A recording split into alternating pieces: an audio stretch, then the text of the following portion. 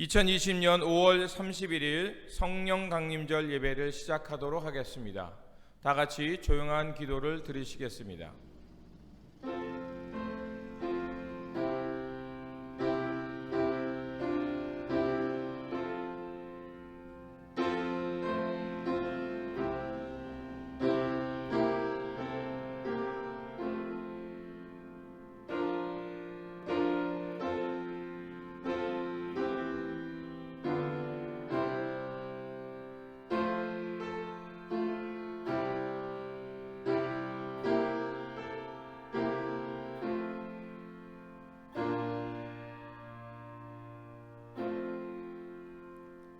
오직 성령이 너희에게 임하시면 너희가 권능을 받고 예루살렘과 온 유대와 사마리아 땅끝까지 이르러 내 증인이 되리라 하시니라. 전능하신 하나님께서는 오순절에 제자들에게 성령을 보내심으로 기쁨과 용기를 충만케 하셨습니다. 오늘 이 시간 주님 앞에 나온 우리에게도 똑같은 성령을 내려 주시어 우리로 기쁨과 용기가 넘치게 하옵소서. 그래서 우리의 몸과 마음이 새로워져서 하나님의 선하시고 온전한 뜻이 무엇인지 분별하며 이 세상에 참된 소망되어 살게 하여 주시옵소서. 우리 구주 예수 그리스도의 이름으로 기원하옵나이다. 아멘. 찬송가 28장입니다.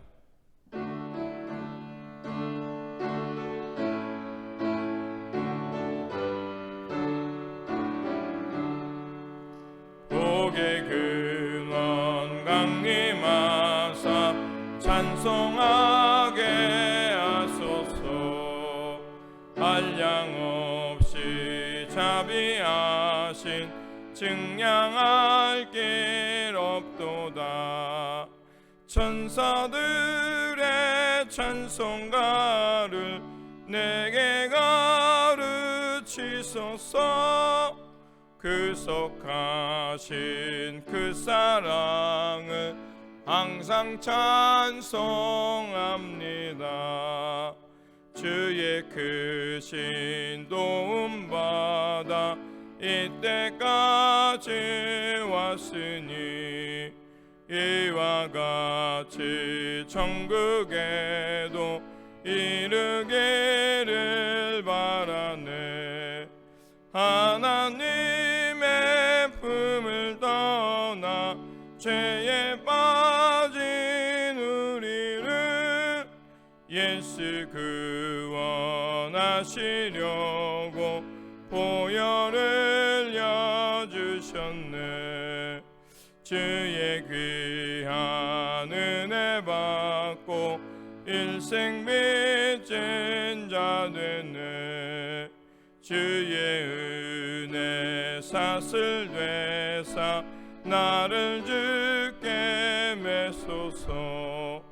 우리 마음은 연약하여 범죄하기 쉬우니 하나님이 받으시고 천국에 넣으시소서.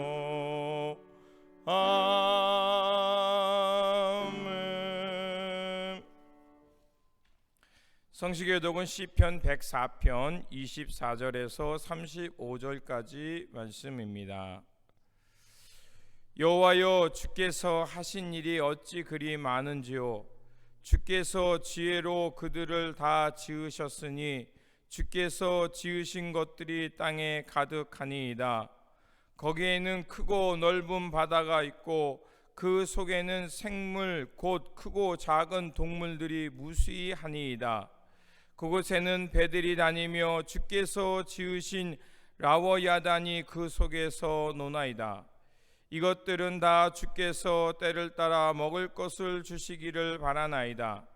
주께서 주신즉 그들이 받으며 주께서 손을 펴신즉 그들이 좋은 것으로 만족하다가 주께서 낯을 숨기신즉 그들이 떨고 주께서 그들의 호흡을 거두신즉 그들은 죽어 먼지로 돌아가니이다. 주의 영을 보내어 그들을 창조하사 지면을 새롭게 하시나이다. 여호와의 영광이 영원히 계속할지며 여호와는 자신에게 행하시는 일들로 말미암아 즐거워하시리로다. 그가 땅을 보신즉 땅이 진동하며 산들을 만지신즉 연기가 나는도다. 내가 평생토록 여호와께 노래하며 내가 살아있는 동안 내 하나님을 찬양하리로다. 나의 기도를 기쁘게 여기시기를 바라나니 나는 여호와로 말미암아 즐거워하리로다. 죄인들을 땅에서 소멸하시며 악인들을 다시 잊지 못하게 하시리로다. 내 영혼아 여호와를 송축하라. 할렐루야. 아멘. 우리 다 같이 사도신경으로 우리의 신앙을 고백하도록 하겠습니다. 나는 전능하신 아버지 하나님 천지의 창조주를 믿습니다. 나는 그의 유일하신 아들 우리 주 예수 그리스도를 믿습니다. 그는 성령으로 잉태되어 동정녀 마리아에게서 나시고 본디로 빌라도에게 고난을 받아 십자가에 못 박혀 죽으시고 장사된 지 사흘 만에 죽은 자 가운데서 다시 살아나셨으며 하늘에 오르시어 전능하신 아버지 하나님 우편에 앉아 계시다가 거기로부터 살아있는 자와 죽은 자를 심판하러 오십니다. 나는 성령을 믿으며 거룩한 공교회와 성도의 교제와 죄를 용서받는 것과 몸의 부활과 영생을 믿습니다. 아멘. 주보에 나와 있는 공동 기도문으로 함께 기도하겠습니다. 자비하신 하나님, 만물을 충만케 하시는 주님의 이름을 찬양합니다. 주님께서는 우리 삶에 밝은 해와 이른 비, 시원한 바람으로 생기를 불어 넣으셨습니다. 모든 만물은 살아계신 하나님을 드러내고 생명의 소중함을 일깨워주고 있습니다. 주님, 늘 바쁘고 분주하게 살지만 우리에게 하나님의 마음을 볼 수 있는 눈과 귀를 주셔서 열매 맺는 삶을 살게 하옵소서. 오늘도 주님께서 약속하신 대로 성령님을 통해 주님이 우리 가운데 다시 오신 성령 강림절입니다. 하나님의 마음인 성령님이 우리 가운데 임하셨사오니 늘 주님의 마음을 헤아리며 주님의 사랑 가운데 사람을 귀하게 여기며 생명을 소중하게 보게 하옵소서. 그래서 주님의 사랑에 깊이 뿌리 내린 자가 되어 이웃을 섬기며 하나님의 마음을 따라 살게 하옵소서. 거짓된 자아를 비워내고 오직 하나님의 참 마음을 담고 주 안에서 살게 하옵소서. 우리 구주 예수 그리스도 이름으로 기도드립니다. 아멘. 위로의 말씀을 드리겠습니다. 이사야서 57장 15절입니다. 지극히 존귀하며 영원히 거하시며 거룩하다 이름하는 이가 이와 같이 말씀하시되 내가 높고 거룩한 곳에 있으며 또한 통회하고 마음이 겸손한 자와 함께 있나니 이는 겸손한 자의 영을 소생시키며 통회하는 자의 마음을 소생시키려 함이라. 아멘. 찬송가 196장입니다.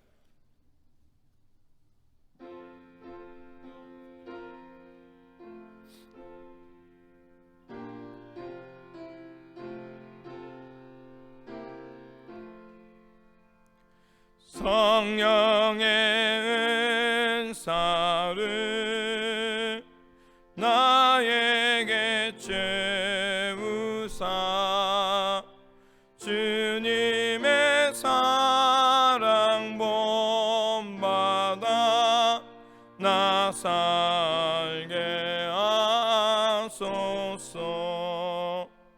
성령의 은사를 나에게 채우사 정결한 마음 가지고 나 행케 하소서. 성령의 은사를 나에게 채우사 더러운 새 압력을 다 태워주소서.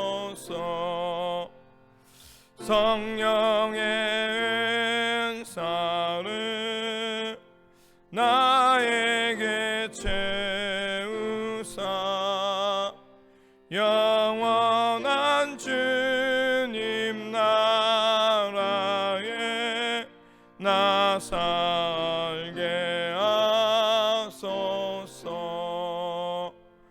아멘. 드리신 예물을 위해 기도하겠습니다. 성령으로 늘 함께하여 주시는 하나님, 성령님의 능력 가운데 복음의 증인되어 살게 하시니 감사를 드립니다. 주님 다시 오는 그날까지 사명 잘 감당하며 천국 백성들로 살게 하여 주시옵소서. 오늘도 내려주신 은혜에 감사하여 각자의 처소에서 예물 드리오니 기쁘게 받아주시고 이것의 생명을 돌보며 하나님 나라의 평화를 이루는 일에 사용하여 주시옵소서. 또한 복음의 증인들로 살아가는 베델의 공동체를 기억하여 주시고 성령 충만한 가운데 복음을 전하며 하나님 나라를 위해 살아가는 그래서 생명과 평화의 공동체 되게 하여 주시옵소서. 성령으로 늘 우리와 함께하여 주시는 우리 구주 예수 그리스도의 이름으로 기도드립니다. 아멘. 성경 말씀은 사도행전 2장 1절에서 4절입니다.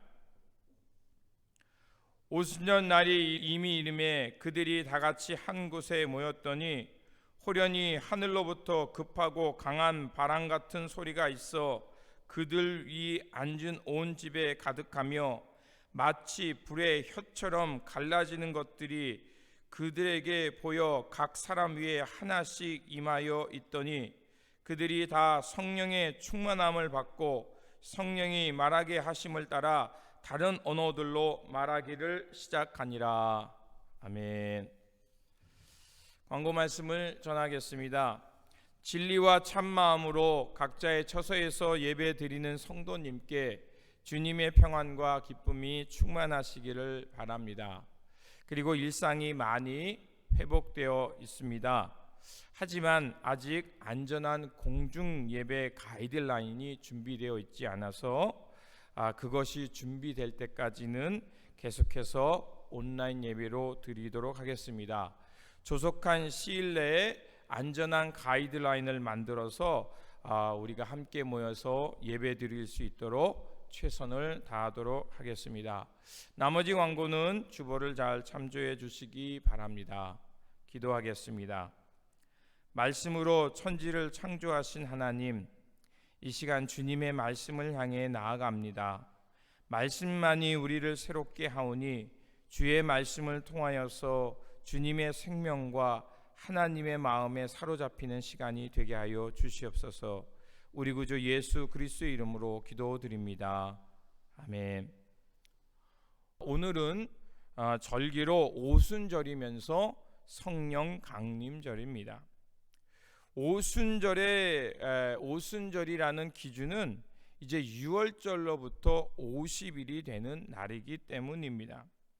예수님께서 승천하시기 전 곧 성령이 오시겠다고 약속과 함께 성령을 받은 이들이 땅끝까지 복음의 증인이 될 것이라는 사명을 위탁받았습니다.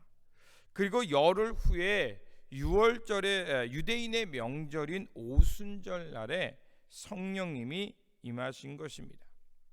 예수님의 사역을 정리한다면 죽음과 부활, 승천 그리고 성령 강림을 통해서 예수님의 사역이 완성되는 것임을 알 수 있습니다. 오순절은 유대인들의 3대 명절 중에 하나입니다. 그래서 세계 각국에 흩어져 있던 경건한 유대인들이 모여서 이날을 기념할 때입니다. 오순절을 지키는 이유는요, 출애굽을 기념하는 6월절로부터 50일이 되는 날 이스라엘 백성들이 하나님으로부터 언약을 받은 날이 되기 때문에 그렇습니다. 그래서 그날에 모세가 시내산에서 율법을 갖고 이스라엘 백성들에게 전해 주었습니다. 이 말은 오순절하면 이스라엘 백성들은 자신들이 애굽의 바로의 법에 지배받는 사람들이 아니라 이제는 하나님의 법에, 하나님의 말씀의 통치를 받는 사람들이 되었다, 민족과 나라가 되었다는 것을 기억하고 기념하는 날입니다. 또한 농사에 관련해서 오순절은요, 맥주의 초실절, 칠칠절이라고도 합니다. 왜냐하면 이스라엘 백성들은 떠돌았습니다. 그렇기 때문에 농사라는 것이 없습니다. 그런데 그들이 이제 하나님의 언약 가운데 정착한 땅에 들어가서 보리를 수확하여 하나님 앞에 처음으로 감사의 절기를 지키는 날이기 때문입니다. 그래서 이제 이 날을 기억함으로 이스라엘 백성들은 하나님의 약속 가운데 저희들이 이 땅에 이렇게 정착하며 첫 곡식을 하나님께 드립니다 라는 감사의 절기인 것입니다. 이 모든 것을 정리한다면 오순절은 이집트 노예에서 하나님의 법을 따라 살아가는 새로운 공동체로 거듭난 날이요, 이제 땅이 없이 방랑하던 유랑자에서 하나님의 약속의 땅을 얻고 이제 하나님이 주신 땅에서 소출을 얻으며 하나님께 감사하는 민족이 되는 것을 기념하는 날입니다. 이스라엘 백성들은 이날 그래서 자신들의 존재가 새로운 방식으로 살게 됐다는 것을 기억한 것입니다. 하지만 세월이 지나가고 이스라엘 백성들은 역사가 또 언약이 희미해짐을 통해서 이제 형식만 남고 이제 하나님 나라의 하나님의 백성의 새로운 공동체의 모습은 사라졌습니다. 오순절에 유대 전역과 이방에서 온 수많은 유대인들이 예루살렘에 있었습니다. 그리고 그 예루살렘에는 성령이 오기를 기다리는 예수님의 제자들도 있었습니다. 예루살렘은 예언적으로 그리고 지형적으로 매우 중요한 곳입니다. 지형적으로는 하나님의 구원이 시작된 곳이고요, 예수님께서 다시 오셔서 하나님의 구원을 완성할 곳이기도 합니다. 또한 그곳은 예수님의 죽음과 부활로 죄의 회개와 용서의 복음이 시작된 출발지이며 또한 새 시대가 시작될 곳이기도 합니다. 그래서 선지자들은 그것을 하나님의 도성 시온이라고까지 했고, 이사야서 2장에 따르면 모든 열방이 이제 하나님께로 돌아와 완전한 예배를 드릴 장소라고까지 했습니다. 그리고 마침내 오순절이 이르렀고 예루살렘에 모여있던 예수님의 제자들 위에 성령이 강림했습니다. 성령 강림의 순간을 두 가지 현상으로 본문은 전해주고 있습니다. 첫째는 바람과 같은 소리가 하늘로부터 왔다는 것과, 그리고 불의 혀 같은 시각적 형상이 제자들 머리 위에 있었다는 것입니다. 바람 같은 소리는 제자들이 있는 집안을 전체 채웠고, 불의 혀 같은 형상은 제자들 머리 위에 있었다라고 말합니다. 그리고 이렇게 성령을 받은 사람들은 방언, 다른 언어, 영어에 보니까 other language로 되어 있습니다. 그들이 다른 언어를 말하기 시작했다고 합니다. 사도행전 2장의 성령 강림 사건 앞에 누가복음 3장에 보면 또 다른 성령 강림 사건이 있습니다. 바로 예수님께서 세례를 받으실 때 성령이 임한 사건입니다. 누가복음 3장 21절에서 22절에 보면 예수님께서 세례를 받고 무트로 나오실 때 어떤 일이 있었냐면, 하늘이 열리며 성령이 비둘기 같은 형체로 그 위에 강림하시더니 하늘로부터 소리가 나기를 너는 내 사랑하는 아들이라 내가 너를 기뻐하노라 하시니라. 이런 말씀이 나옵니다. 성령이 예수님 위에 비둘기같이 형체가 나오죠. 그리고 사도행전 2장 3절에 불의 혀 같은 형체, 그리고 성령이 하늘로부터 소리가 났다. 너는 내 사랑하는 아들이다. 내가 너를 기뻐한다는 소리가 들렸죠. 사도행전 2장에 바람 같은 소리, 이렇게 나오는 걸 알 수가 있습니다.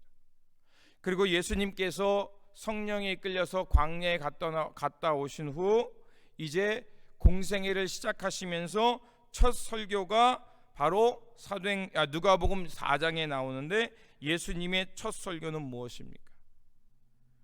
주님의 한마디로 요약하면 주님의 은혜의 해가 오늘 임하였다, 이루어졌다 했습니다. 즉 하나님의 해방의 날이 오늘 이 땅에 시작되었다. 또 제자들이 성령을 받아 다른 언어로 말하기 시작하더라. 여러분, 이 두 사도행전 2장과 누가복음 3장과 4장을 비교하면서 여러분들이 이게 무슨 사건인지 깨달을 수 있을 것입니다. 이와 같은 비교와 사건들을 볼 때 성령 강림절, 하나님의 눈에 보이는 그러니까 비둘기, 하나님의 영이 비둘기처럼 제자들 가운데 임하였고, 그리고 불의 혀, 하나님의 언어가 제자들 가운데 심겨졌다는 것입니다. 그리고 불의 혀, 그것을 받은 이들은 이제 새로운 언어로 복음을 전하기 시작한 것입니다. 승천하기 전 주님께서 제자들에게 알려주셨던 땅끝까지 내 증인이 되리라는 그 말씀, 그래서 그 증인된 삶으로 세상 곳곳에 나아가 그들이 알아들을 수 있는 언어로 하나님 나라가 도래했음을 알고 그 소식을 모든 사람이 듣게 하는 사건이 바로 성령 강림인 것입니다. 그래서 성령 불의 혀는 불통의 시대에 소통하게 하여 새로운 시대를 살게 하는 하늘의 능력인 것입니다. 이 모든 것들을 우리가 정리해 보면 성령 받았다는 것은 신비스러운 언어로 그 사람만 아는 것이 아니라 이제 성령 받은 이들이 새 시대가 왔음을 알고 모든 열방이 알아들을 수 있는 언어로 예수 그리스도를 증언하는 것입니다. 땅끝까지 예수 그리스도의 증인되어서 이 땅에 하나님의 자유와 해방의 날이 왔기에 이제 그 새로운 시대가 왔고 장차 이루어질 것을 그들에게 가르치는 것입니다. 예루살렘에 모여있던 사람들은 여러 언어권의 출신자들이었습니다. 그런데 그들이 각자의 자신의 언어로 이 복음의 소식을 듣게 된 것입니다.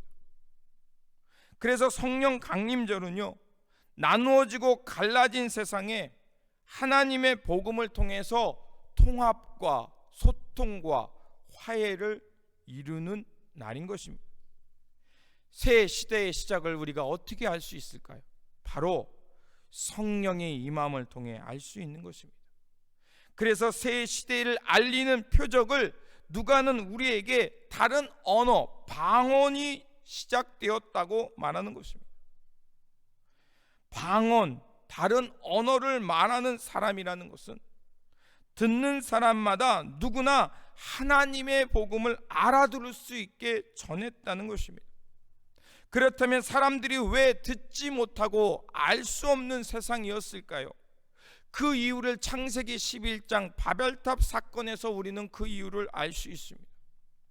하늘 꼭대기까지 높은 도시를 만들고 그곳에서 살려고 했던 인간의 탐욕의 탑이었던 바벨탑, 그것을 쌓는 사람들로 인해서 혼란과 분열이 일어나는 세상이 되었다는 것입니다. 그런데 이제 성령이 이 땅 가운데 예수 그리스도를 기다리는 이들 가운데 임하게 되자 어떻습니까? 하나님의 좋은 소식, 그것을 각 민족과 각 자신의 언어로 듣게 되고 이해할 수 있도록 된 것입니다. 여러분, 새로운 시대란 바로 이런 하나님의 언어와 하나님의 나라가 도래했다는 것을 알아차릴 때 시작되는 것입니다. 그래서 사도행전 2장 11절에 보면 사람들이요 자신들의 언어로 듣게 되자 이렇게 성경은 말합니다. 각 방언으로 하늘의 큰 일을 말함을 듣도다, 이렇게 말하고 있어요. 하늘의 큰 일은 무엇입니까?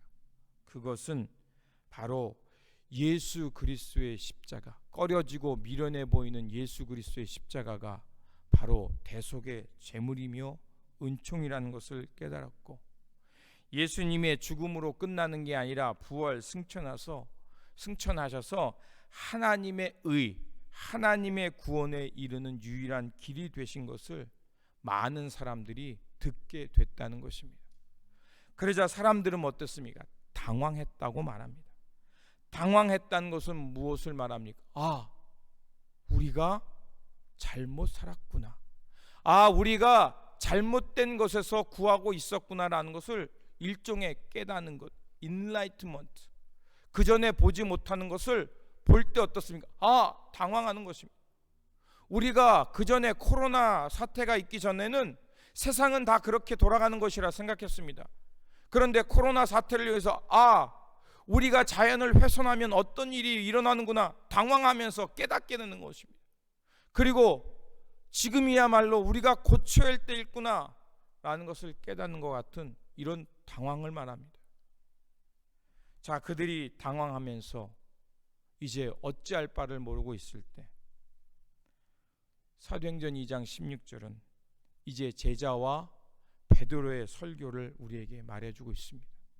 그것을 한마디로 요약하면 베드로와 그 12 사도들이 소리 높여 전하는 얘기가 있습니다.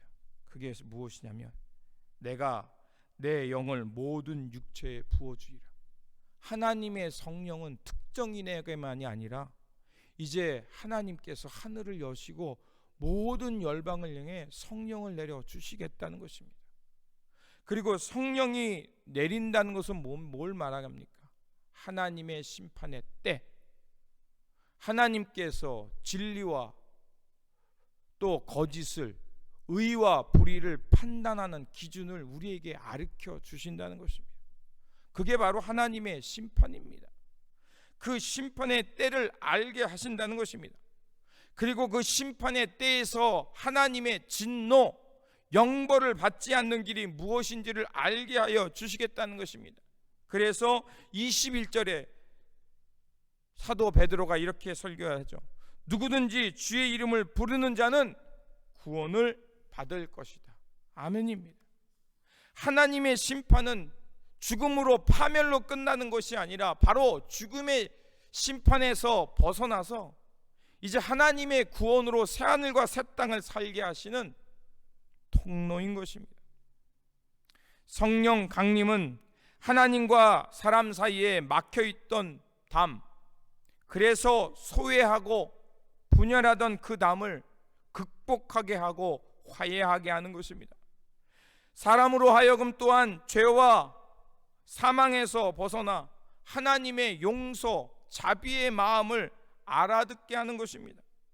그래서 성령 충만을 입은 사람은 하나님의 마음을 깨닫고 하나님의 가슴 아파함을 깨달으면서 자신을 용납해 주신 하나님 앞에 나가 통회하며 그리고 예수 그리스도의 긍휼을 입어서 하나님과 평화를 이루며 살아가는 삶입니다. 그래서 로마서 8장 15절에 16절에 이렇게 말합니다.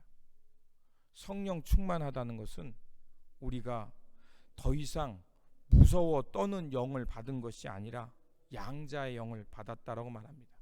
양자는 무엇을 말합니까? 이제 하늘나라를 상속받는 자. 그전에는 하나님과 단절이었으니 있지만 이제는 하나님과 평화를 이루며 사귀며 교통하는 사람, 그것이 되었다는 것입니다. 그래서 이제는 하나님을 뭐예요? 아바 아버지라 부르는 사람이 된 것이 성령 충만입니다. 또한 에베소 2장 14절에서 15절에는 이렇게 말합니다. 그 예수님이 우리 가운데 오심으로 우리는 이제 화평, 둘로 나뉘었던 중간에 막힌 담이 허물어지고 이제 원수 되었던 것이 이제 하나님 예수 그리스도 안에서, 예수 그리스도의 육체 안에서 뭡니까? 화평, 평화를 이루며 살게 된 것입니다. 성령이 우리 마음속에 오시면 하나님의 용서의 마음을 알게 됩니다. 용서받은 사람은 어떻게 할까요? 더 이상 길티 필링이 아니라 하나님의 자유하심 속에서 하나님의 은혜에 자유와 해방을 만끽하며 하나님 나라, 하나님의 평화를 위해 살게 되는 줄 믿습니다. 이게 바로 성령 강림입니다. 사도행전이 전해주는 이 성령 강림의 사건은 불통의 벽을 넘어 평화와 화합의 역사를 이루어가게 한다는 것입니다. 그래서 성령 강림 후 사도행전이 우리에게 알려주는 사건은 뭡니까? 사마리아와 유다와 아프리카와 시리아, 소아시아, 그리스, 로마, 그리고 전 세계로 이 복음이 들불처럼 퍼져갔다는 것을 알려주고 있습니다. 두 번째로 이제 하나님의 나라가 시작됐다는 것을, 표적을 알려주는 건 뭘까요? 바로 평화의 공동체를 이루기 시작한다는 것입니다. 비둘기, 아까 앞서서 본문 말하는 비둘기는요, 단순히 평화만을 말하는 게 아닙니다. 비둘기는요, 그 노아 홍수가 가득할 때 노아가 이 땅에 묻이 있는가, 이 땅에 과연 땅은 있는가, 그것을 알아보기 위해서요 비둘기를 날렸습니다. 그런데 비둘기가 처음에는 그냥 갔다가 그냥 돌아오죠. 아무것도 가지고 오지 않습니다. 그런데 두 번째 비둘기를 날리자 그 입에 무엇을 물고 옵니까? 바로 잎새입니다. 예수님이 세례를 받을 때 주님의 머리 위에 성령이 비둘기같이 임했다는 것은, 이 비둘기는 이제 평화만을 말하는 것이 아니라 하나님의 새 나라가 시작됐다는 것을 알리는 표적을 말하는 겁니다. 하나님의 새 세상이 이 땅에 이루어지고 있다, 그 소식을 비둘기가 가져온 것입니다. 성령이 우리 마음속에 오시면 하나님의 새 나라가, 하나님의 새 땅이 이제 이 땅에서 움돋고 있다는 것을 알게 하는 것입니다. 사단은요, 그 일이 하는 일이 뭡니까? 다투게 하고 분열하게 하고 또 사람들 간에 등지게 합니다. 하지만 성령은 누구를 대하든지 너그러운 마음을 갖게 하고 자기의 욕망을 쫓던 존재에서 돌이켜서 어떻게 하면 하나님의 은혜에 자유와 해방, 더 나아가 평화의 사람이 되게 하는가를 애쓰고 힘쓰게 한다는 것입니다. 그래서 하나님의 나라가 새로 시작됐다는 것을 알리는, 그래서 노아의 홍수 때 하나님의 나라가 임했다는 것을 알려주는 그 평화의 상징인 비둘기, 그것이 나타나는 현상이 무엇이냐? 바로 사도행전 2장 42절에 사람들이 어떻게 합니까? 다 마음을 새롭게 해서 진정한 평화의 공동체를 이룹니다.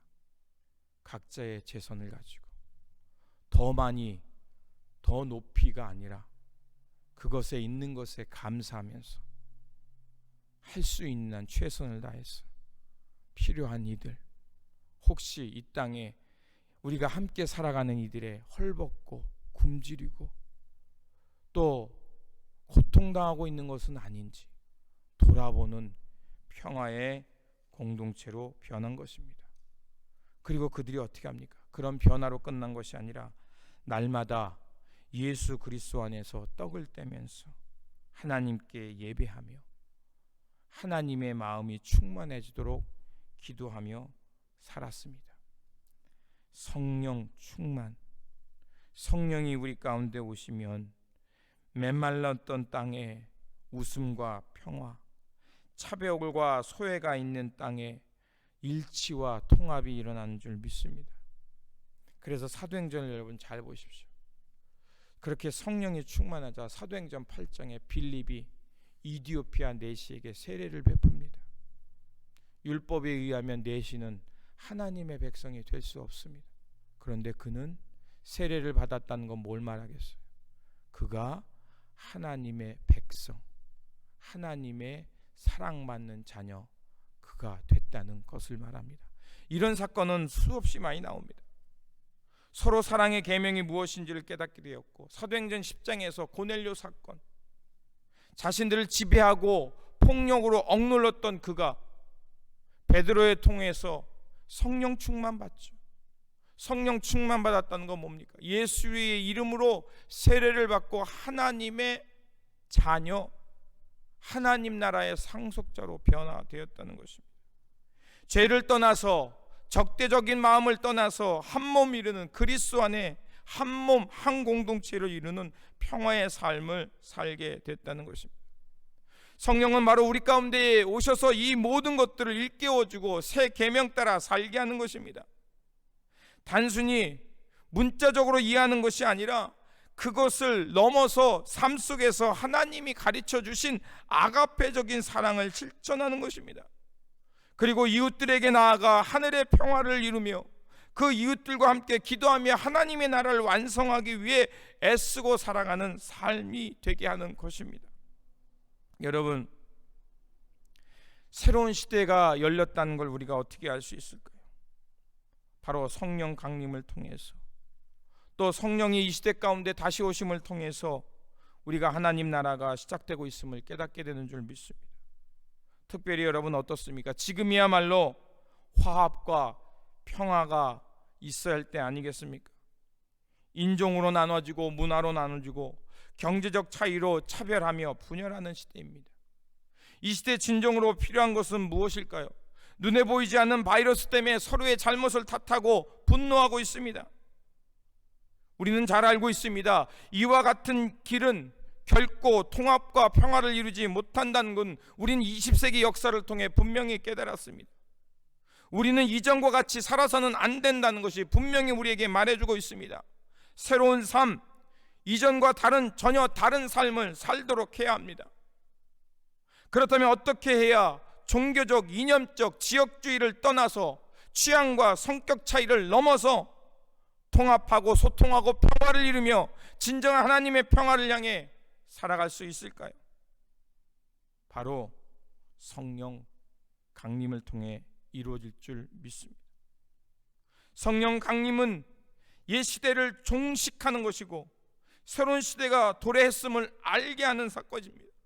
그렇다면 우리가 어떻게 성령 가운데 새로운 시대, 새 언어를 말하며 살 수 있을까요? 누가가 우리에게 전해주신 실천을 따라 살아야 될 줄 믿습니다. 지난주에 말씀드린 대로 1장 14절, 그들이 한 마음으로 같은 마음을 품고 기도에 힘썼다라고 말합니다. 기도에 힘쓰는 것입니다. 무엇을 향해서? 주님의 마음을 얻도록 한 마음으로 기도하는 것입니다. 두 번째로 2장 38절에 보면 성령을 충만한 제자들이 전해졌던 other language, 다른 소리를 듣게 됩니다. 그 소리를 듣게 돼서 사람들이 이렇게 말합니다. 그렇다면 우리가 어찌 해야 할까? 우리가 어떻게 살아야겠습니까? 라고 질문을 던진 겁니다. 그때 38절에 너희가 회개하여 각각 예수 그리스도의 이름은 세례를 받고 죄사함을 얻으라. 그리하면 성령을 선물로 받으리라. 아멘입니다. 성령은 누가 주라고 해서 주는 거 아닙니다. 하나님의 선물입니다. 그러면 하나님의 선물을 받기 위해 뭐라고 말합니까? 회개하라고 말합니다. 회개는 내가 잘못했습니다가 아닙니다. 이전에 살던 삶의 방식에서 돌아서는 것입니다. 물론 어렵고 힘들지만 하루에 한 가지씩 하나님 나라를 향해 돌아서는 것입니다. 그리고 하나님의 백성으로 거듭나는 노력을 쉼없이 하는 것입니다. 나는 세례 받았으니 됐다. 아닙니다. 여러분, 성령 세례는 날마다 매일 매순간 받아야 될 줄 믿습니다. 그래서 이 죄사함에 얻고 하나님이 주시는, 그래서 예수 그리스도의 마음을 통해서 하나님과 평화와 자유와 해방을 만끽하며 하나님 나라의 삶을 사는 사람이 되는 것입니다. 여러분, 지금이야말로 들뜬 마음을 차분히 가라앉히고 세상의 관심과 탐욕에 있었던 마음을 돌이켜서 하나님의 구원에 집중해야 할 것입니다. 그리고 예수님의 마음을 얻도록 온 마음 다해 기도하는 것입니다. 그럴 때 하나님께서 우리에게 성령을 선물로 주실 줄 믿습니다.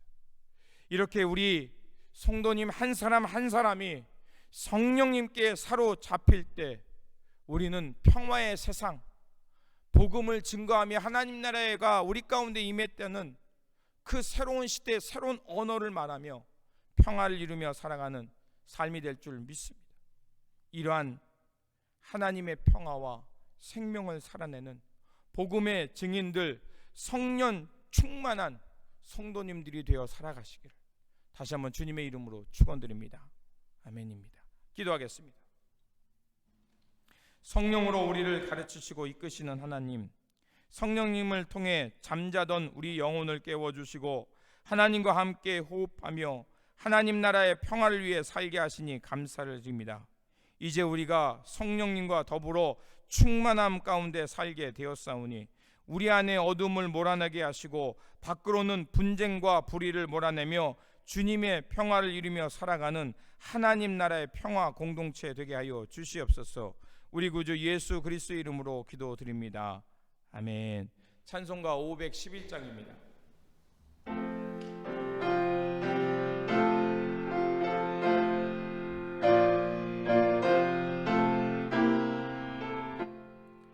예수 말씀하시기를 네가 오늘 일할까 곡식이고 거둘 때니 네가 주수하리요 의한상을 주시려고 일할 사람 부르니 주의 직분 맡으려고 대답할 이 누구냐 멀리 가서 이방 사람 구원하지 못하나 내 집 근처 다니면서 건질 죄인 많도다 천사같이 말 못하고 바울같이 못하나 예수께서 구속함을 힘을 다해 전하세 죽을 사람 구하라고 예수 너를 부르니 힘이 없어 못한다고 핑계하지 말아라 주가 주신 직분마다 항상 기뻐 지키고 부르실 때 대답할 마 나를 보내주소서. 이제는 죄와 사망에서 구원하신 예수 그리스도의 은혜와 독생자이신 예수 그리스도를 보내주신 하나님의 사랑하심과 진리 가운데 살아가도록 이끄시는 성령님의 교통 감화하심 속에서 오늘 주의 말씀을 듣고 성령 충만한 가운데 새 시대 새 언어를 말하며 살아가기를 결단하는 모든 성도님과 교회와 우리 삶 속에 지금부터 영원토록 함께 하시길 간절히 축원하옵나이다. 아멘.